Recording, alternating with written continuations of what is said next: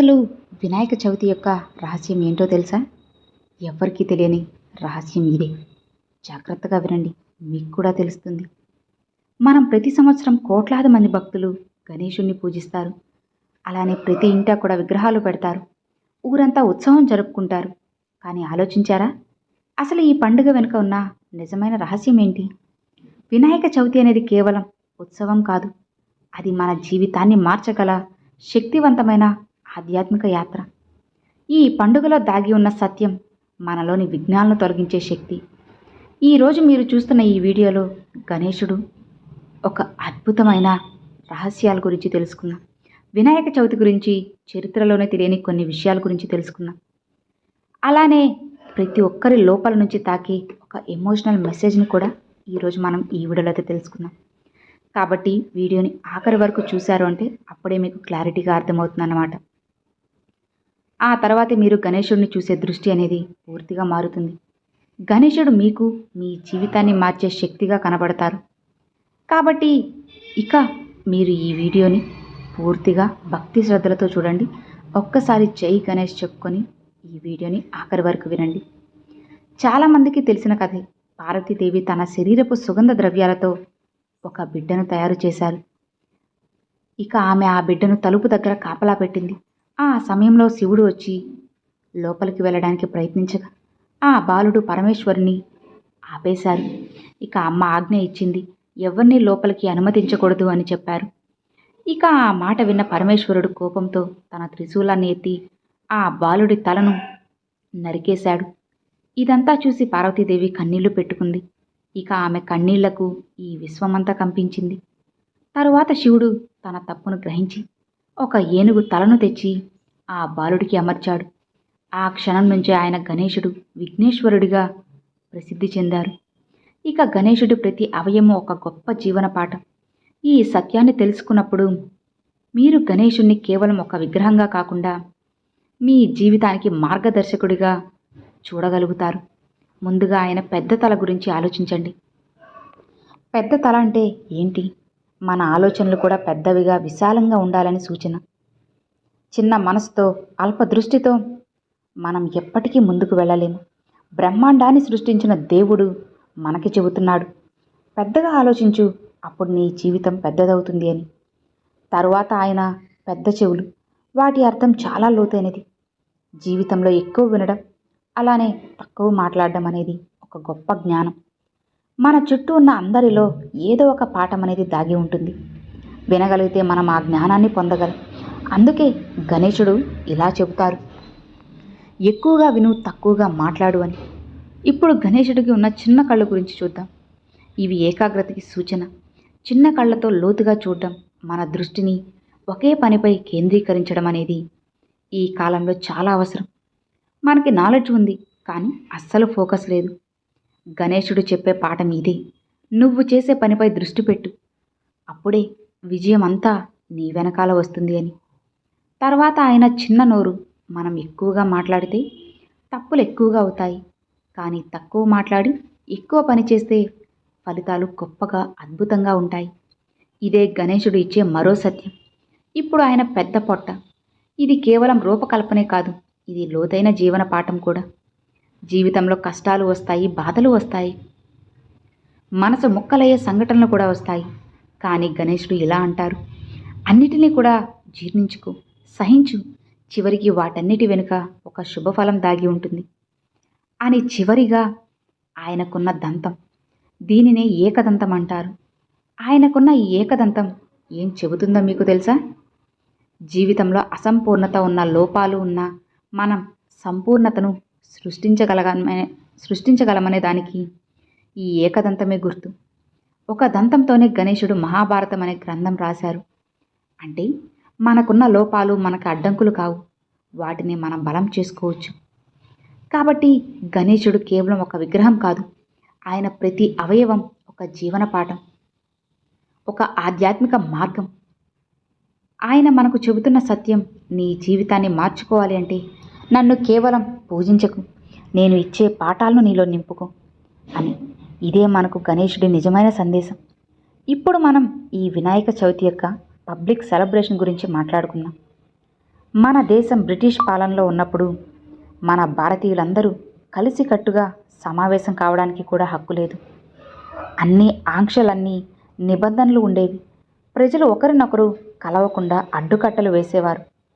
అప్పుడు ఒక మహానుభావుడు ముందుకు వచ్చారు. ఇక అతనే బాలగంగాధర్ తిలక్. ఆయన కేవలం రాజకీయ నాయకుడు మాత్రమే కాదు, ఒక గొప్ప సామాజిక సంస్కర్త కూడా.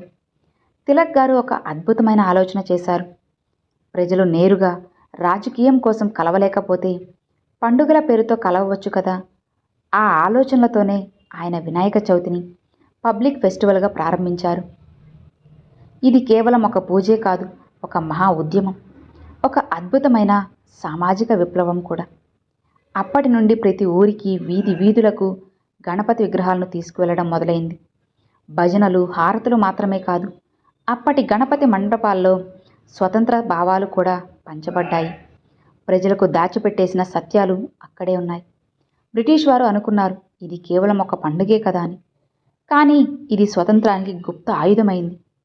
వినాయకుడు కేవలం దేవుడే కాదు, అప్పటి నుంచి ఆయన ఐక్యతకు ప్రతీక అయ్యారు. హిందువులు, ముస్లింలు, అన్ని కులాలు, అన్ని వర్గాల వారు గణపతి పూజలో పాల్గొన్నారు. అప్పుడే వాళ్ళందరూ కలిసి నినాదించారు, గణపతి పప్ప మోరియా అని. అదే నినాదం స్వతంత్రానికి శక్తినిచ్చిన ఒక చిహ్నంగా మారింది.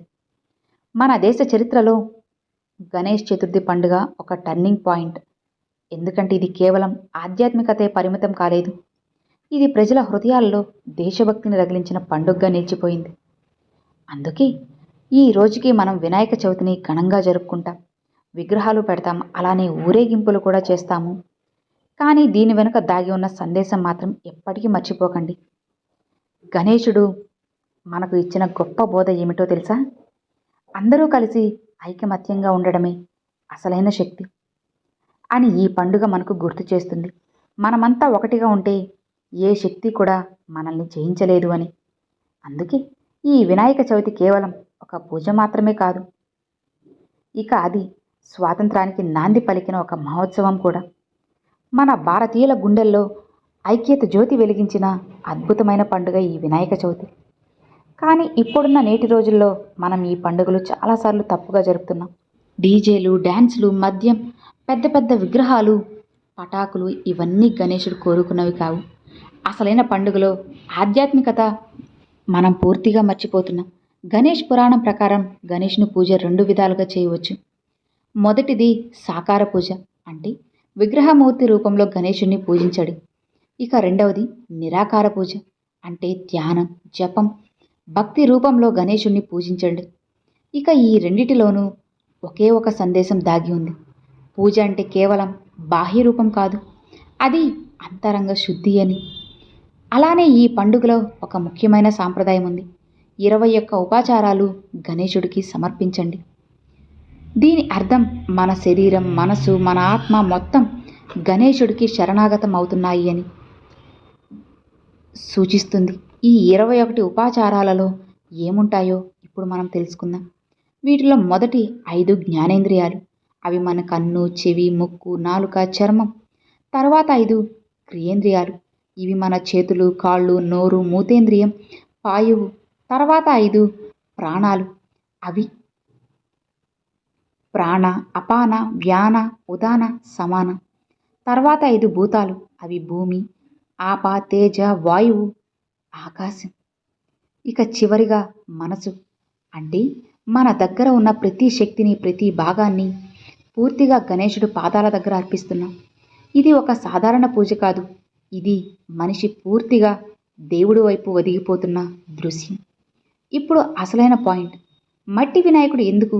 ఈ మట్టి విగ్రహం ఎందుకంటే మట్టి నుంచే మనిషి పుట్టారు, మట్టిలోకి మనం తిరిగి వెళ్ళిపోతాం. విగ్రహం నీటిలో కలిసిపోవడం అంటే మన శరీరం కూడా చివరికి ప్రకృతిలో కలిసిపోతుంది అనే గొప్ప సత్యాన్ని ఈ మట్టి విగ్రహం మనకి చెబుతుంది. ఇక ఈ సందేశాన్ని మనం మర్చిపోతున్నాం. అందరూ బాగా గుర్తుపెట్టుకోండి, ఈ డీజేలు, అలానే పెద్ద పెద్ద విగ్రహాలు, ఈ ఆర్భాటం, ఇవన్నీ గణేశుడు తత్వానికి పూర్తి విరుద్ధం. గణేశుడు కోరుకునేది ఒక్కటే, మన హృదయం శుద్ధి కావాలి, మన అహంకారం కరిగిపోవాలి. ఇక అందుకే మట్టి వినాయకుడు నీటిలో కలిసిపోవడం మనకు ఒకే ఒక సత్యాన్ని ఖచ్చితంగా చెబుతుంది. నీ అహంకారం కూడా ఇలానే కరిగిపోవాలి అని. అది కరిగితేనే నిజమైన వినాయక పూజ పూర్తవుతుంది.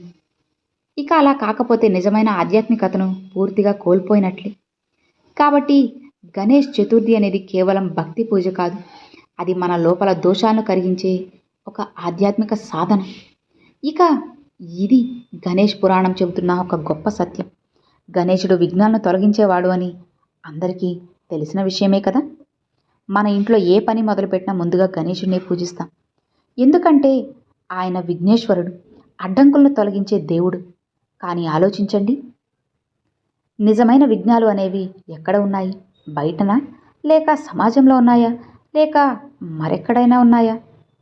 అసలైన సత్యం ఏంటి అంటే విఘ్నాలు అనేవి బయట ఎక్కడా లేవు. విఘ్నాలు అనేవి కేవలం మన లోపలే ఉన్నాయి. మన కోపం, మన డిప్రెషన్ని, అలానే మన డెసిషన్లన్నీ పాడు చేస్తాయి. కాబట్టి ఎప్పుడూ కూడా వాటిని మీ దగ్గరికి రానివ్వకండి. సో విన్నారు కదండి, వినాయక చవితి యొక్క పూర్తి కథని ఇప్పుడు మనం తెలుసుకుందాం కదా. ఇక ఈ వీడియో నచ్చినట్లయితే ఒక చిన్న లైక్ చేయండి, మీ ఫ్రెండ్స్ అండ్ ఫ్యామిలీస్కి షేర్ చేయండి. ఫస్ట్గా మన ఛానల్ చూసారు, సబ్స్క్రైబ్ చేసి సపోర్ట్ చేయండి ఫ్రెండ్స్. Thanks for watching. ఓం నమ శివాయ. శివాయ నమః. జై గణేష.